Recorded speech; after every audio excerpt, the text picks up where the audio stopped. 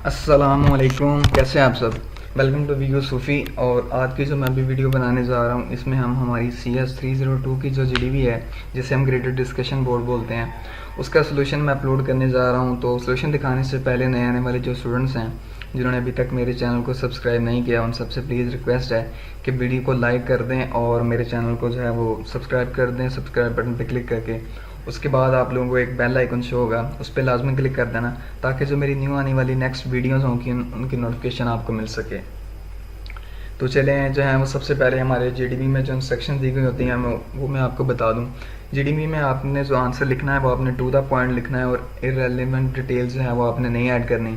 उसके अलावा आप लोगों ने इंटरनेट से किसी स्टूडेंट की कॉपी करके इवेंट ऐड के ये सोल्यूशन भी आपने सेम सबमिट नहीं करवाना। तो उसके जो ब्रैक्स है, अगर आप ऐसा करेंगे तो आपको 0 मार्क्स मिलेंगे। इसके अलावा जो है वो आप लोग ड्यू डेट के बाद ईमेल के थ्रू पार्टिसिपेट नहीं कर सकते, क्योंकि आज इसकी लास्ट डेट है। तो आज रात 12 बजे तक आप लोग ये GDB सबमिट करवा सकते हैं। और दूसरा जो है वो GDB का क्लोजिंग और स्पेसिफिक टाइम, जैसा कि मैंने ऑलरेडी बता दिया है कि GDB कल की ओपन हुई थी और आज इसकी लास्ट डेट है। और इसका एक्स्ट्रा टाइम, जैसा कि असाइनमेंट्स वगैरह में मिल जाता है हमें, इसका जो है वो एक्स्ट्रा टाइम और ग्रेस डे वो नहीं मिलेगा हमें। तो आप लोगों को जो है वो आज रात 12 बजे तक ये GDB सबमिट करवानी होगी।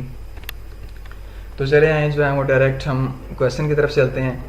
इन circuit designing industry the focus is on transistor density, clock speed and power performance ratio optimization. तो designing industry, circuit designing industry में जो हमारा फोकस है वो हमारी जो है वो ट्रांजिस्टर डेंसिटी है, स्पीड, क्लॉक स्पीड और पावर या परफॉर्मेंस रेशियो जो है उस पर है।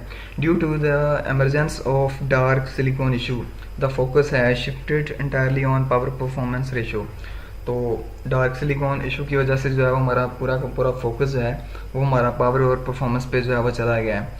Performance and power trade off is still the most critical issue in the design of circuits. तो हमारा जो है वो इसमें हमारा पावर और परफॉर्मेंस का जो इशू है वो अभी भी जो है वो एक क्रिटिकल इशू है। तो अब जो है हमें क्वेश्चन ये दिया गया है कि आप लोगों ने जैसे कि सिनेरियो रीड कर लिया है। Suppose you are working on the design of a processor for a radar system. तो हम जो है वो एक रैडर सिस्टम के प्रोसेसर को डिज़ाइन करने के लिए हमें हायर किया गया है। Which one of the parameters, अब हमें दो पैरामीटर्स दिए गए हैं, एक परफॉर्मेंस है और एक पावर है।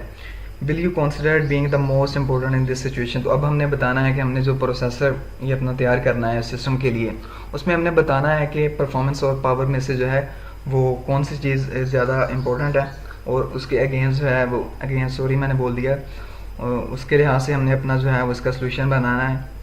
तो जो भी हम इन दोनों चीज़ों में से सिलेक्ट करेंगे उसकी जो है वो हमने वैलिड आर्गूमेंट्स जो है वो देने हैं। तो जैसा कि हमने अपना सिनेरियो रीड कर लिया है, तो अब जो है वो हम इसके सोल्यूशन की तरफ चलते हैं। In the above given scenario I would choose performance parameter over the power. The reason of choosing performance is that speed of a processor is more important than power. तो मैंने यहाँ पे जो है वो जो चूज़ किया है उन दोनों पैरामीटर में से, परफॉर्मेंस और पावर में से, वो मैंने परफॉर्मेंस को चूज़ किया है। उसकी रीज़न मैंने ये दी है कि परफॉर्मेंस जो है वो प्रोसेसर में जो है वो पावर से ज़्यादा इंपॉर्टेंट है, क्योंकि जो प्रोसेसर की स्पीड होती है, उसकी परफॉर्मेंस होती है प्रोसेसर की, वो ज़्यादा इंपॉर्टेंट रखती है पावर से। Because CPU is driving force and brain of your computer. क्योंकि हमारा जो CPU होता है वो फोर्स और हमारे जो कंप्यूटर का ब्रेन है उसको काफ़ी हद तक जो है वो यूज़ कर रहा होता है। It will have great impact, इसका जो है वो काफ़ी असर पड़ता है।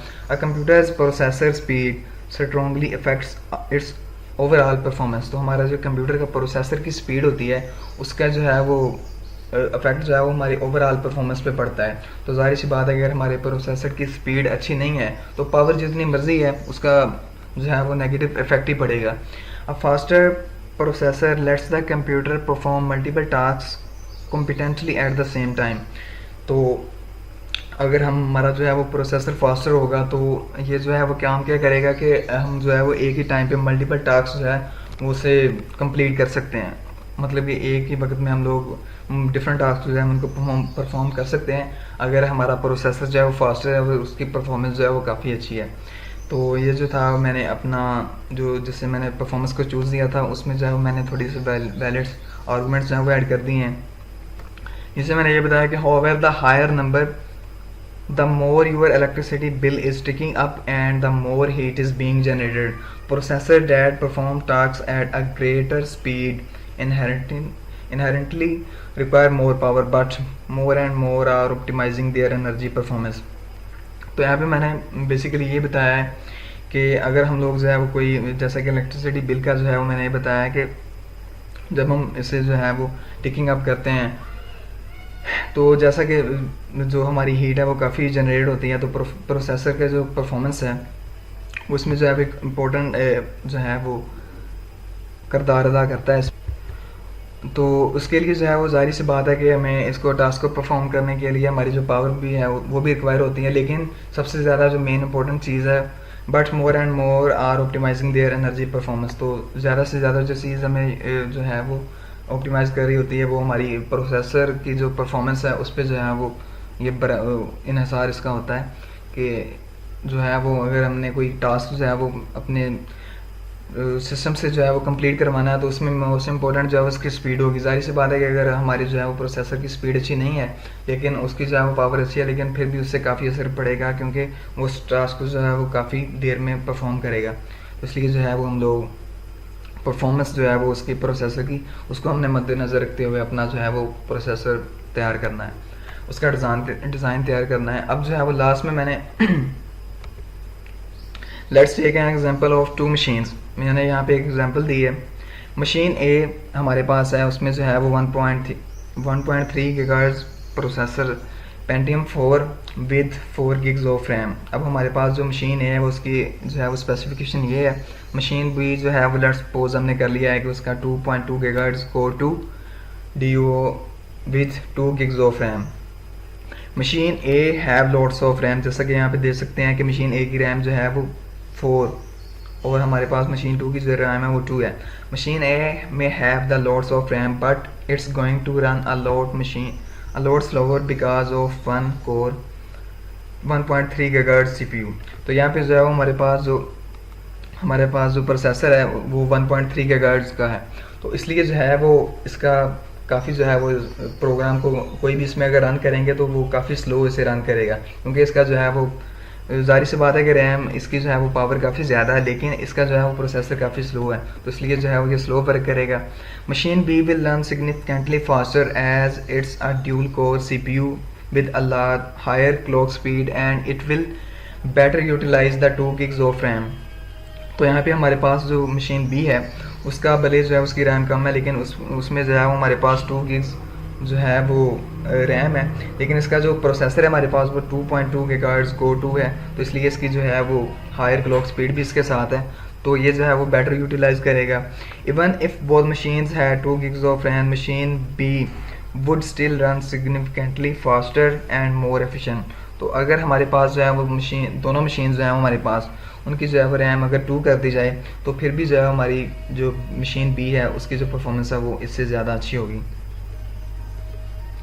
तो ये जो था वो हमारा गाइस CS302 की GDB का सोल्यूशन था।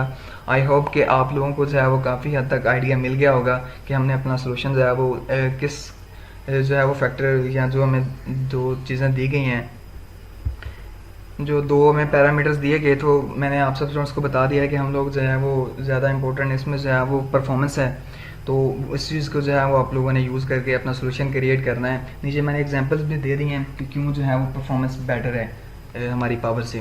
तो अब आप सब स्टूडेंट से एक रिक्वेस्ट है कि प्लीज़ इसको सेम कॉपी पेस्ट करके सबमिट ना करवाना, क्योंकि मैंने यहाँ पे जो है वो कुछ एग्जांपल्स जो है वो मैंने गूगल से देख के इसमें लगाई हैं। तो आप लोगों से प्लीज़ रिक्वेस्ट है कि आप लोग एक अपना यूनिक सा सोल्यूशन बनाएं।